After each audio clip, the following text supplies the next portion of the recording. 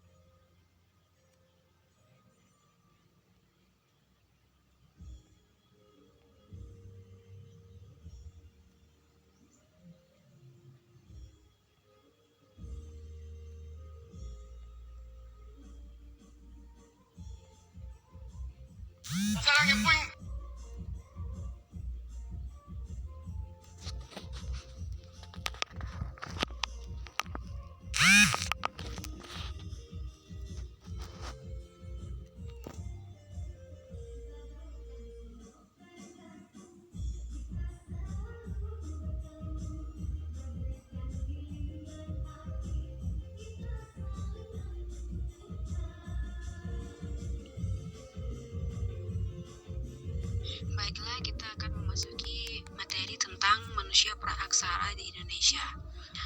Masyarakat Indonesia berasal dari Yunan, yaitu suatu daerah yang terletak di Myanmar atau Birma. Pada waktu berpindah dari Yunan ke Indonesia, mereka belum mengenal tulisan. Oleh karena itu, mereka disebut sebagai masyarakat praaksara. Tujuan perpindahan mereka adalah untuk memenuhi kebutuhan hidupnya. Mereka hidup secara nomaden, yaitu berpindah-pindah dari satu tempat ke tempat lain. Tempat-tempat yang menjadi tujuan mereka adalah tempat yang menghasilkan bahan makanan. Salah satu tempat yang menjadi tujuan mereka adalah Indonesia. Untuk mencapai Indonesia tidak terlalu sulit karena pada waktu mereka berpindah, wilayah Indonesia masih menyatu dengan daratan Asia. Hal itu dibuktikan dengan persamaan fauna binatang yang hidup di Indonesia dan dataran Asia. Ketika sampai di Indonesia, mereka masih hidup secara nomaden. Lama-kelamaan, kehidupan mereka mengalami kemajuan. Mereka mulai mengenal sistem bercocok tanam. Untuk keperluan bercocok tanam, mereka mulai menetap sementara. Setelah selesai bercocok tanam, mereka berpindah ke tempat lain untuk memenuhi kebutuhan hidupnya. Di tempat yang baru, mereka akan bercocok tanam dan hidup menetap sementara. Akhirnya, mereka akan kembali ke tempat semula apabila musim panen telah tiba. Kehidupan ini dilakukan secara terus-menerus. Oleh karena itu, mereka disebut sebagai masyarakat semi-nomaden.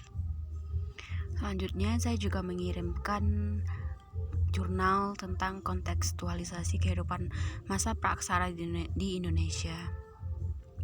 Berikut ada 8 jenis manusia purba di Indonesia. Yang pertama ada Meganthropus paleojapanicus, kedua ada Pithecanthropus mojokertensis, ketiga ada Pithecanthropus erectus, keempat ada Pithecanthropus soloensis, kelima ada Homo wajakensis, keenam ada Homo floresiensis, ketujuh ada Homo soloensis, dan kedelapan ada Homo sapien.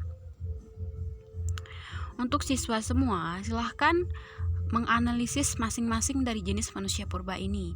Selesai menganalisis, silahkan hasilnya dikirim di grup ini. Untuk yang pertama ada Elvira. Dan di sini Elvira analisis manusia purba Meganthropus paleojapanicus. Manusia purba paling tua yang tinggal di Indonesia adalah Meganthropus paleojapanicus. Fosilnya berhasil ditemukan pada tahun 1936 sampai 1941 di Sangiran, Jawa Tengah. Mereka memiliki ciri fisik yang cukup berbeda dengan manusia purba lain dalam daftar ini. Dari hasilnya berikut ini fitur tubuh Meganthropus paleojapanicus yang diprediksi oleh arkeolog. Pertama, dahi menjorok ke depan. Kedua, tulang pipi tebal. Ketiga, rahang tegap dengan gigi geraham yang besar. Keempat, tidak memiliki tulang dagu. Kelima, tengkorak belakang menonjol dan sedikit meruncing. Keenam, tinggi diprediksi mencapai 2,5 meter. Bukan hanya tertua, Meganthropus merupakan manusia purba terbesar di Indonesia. Diperkirakan mereka hidup sekitar 2,5 juta hingga 1,25 juta tahun yang lalu. Selanjutnya ada Dwi Ayusweta, di mana di sini dia menganalisis tentang Pithecanthropus erectus. Pithecanthropus erectus merupakan salah satu manusia purba paling familiar di telinga masyarakat. Pithecanthropus erectus berarti manusia kera yang berjalan tegak. Fosilnya ditemukan di lembah Sungai Bengawan Solo, Jawa Tengah oleh Eugen Dobus pada tahun 1891. Para ahli memprediksi bahwa manusia purba inilah yang menjadi spesies awal evolusi manusia modern.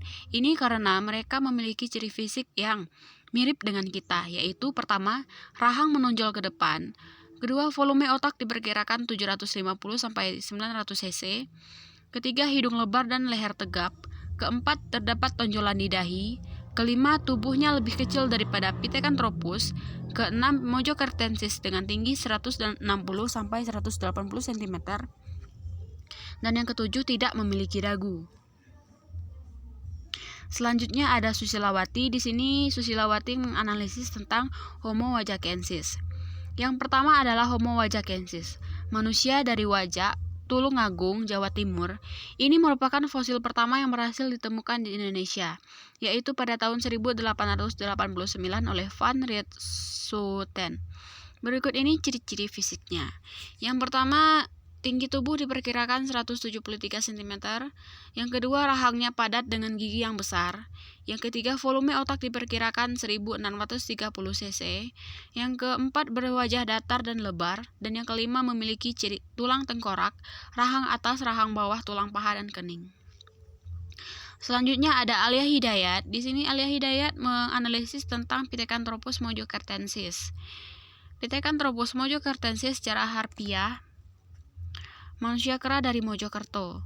Benar, ini karena fosil manusia purba tersebut ditemukan di Mojokerto, Jawa Timur, tepatnya di Desa Perning. Fosil tersebut ditemukan oleh G.H.R. von Koningswald pada tahun 1936. Jika dilihat dari fosilnya berikut ini, beberapa karakter fisik dari Pithecanthropus mojocartensis.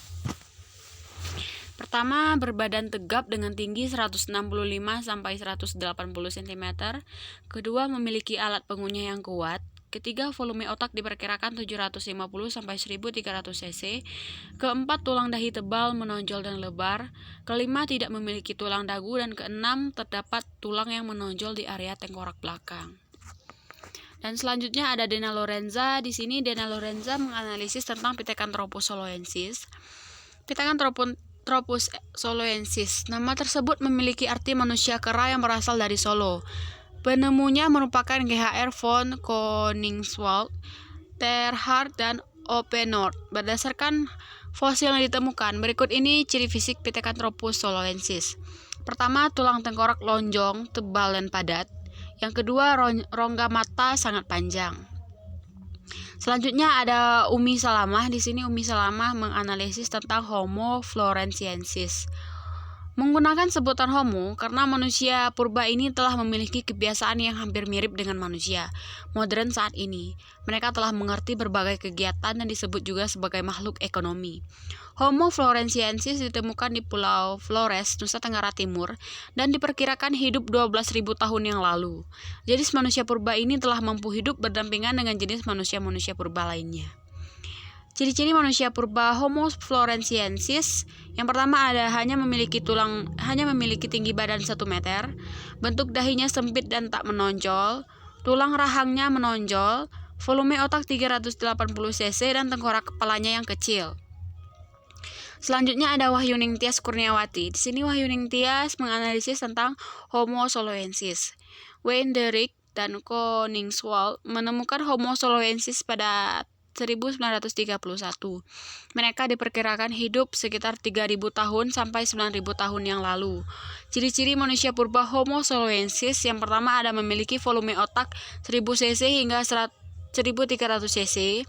Tinggi badannya mencapai 130 hingga 210 cm.